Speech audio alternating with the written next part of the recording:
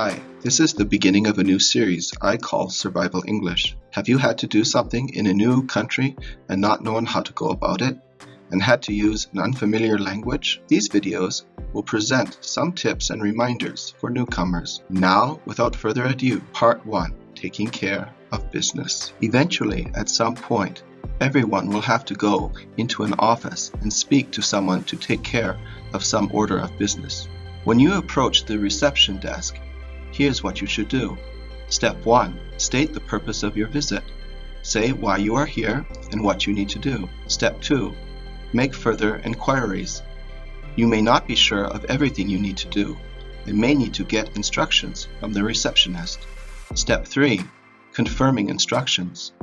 Double checking what is required to complete the business is important if you don't want to have to make an unnecessary trip back. Step 4. Ending a conversation. Ending a conversation on a good note is important even if things haven't gone your way. It will encourage people to be more helpful.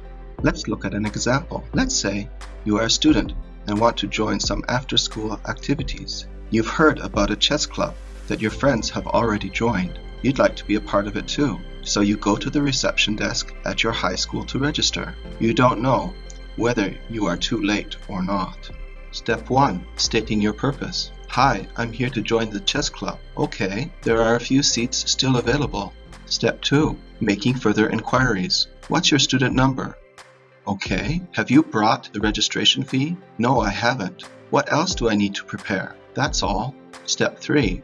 Confirming instructions. Let's go over this again. All I need to do is pay the fee and then I'm in. That's it. Step 4. Ending a conversation. Thank you very much for your help. Have a good day. You too.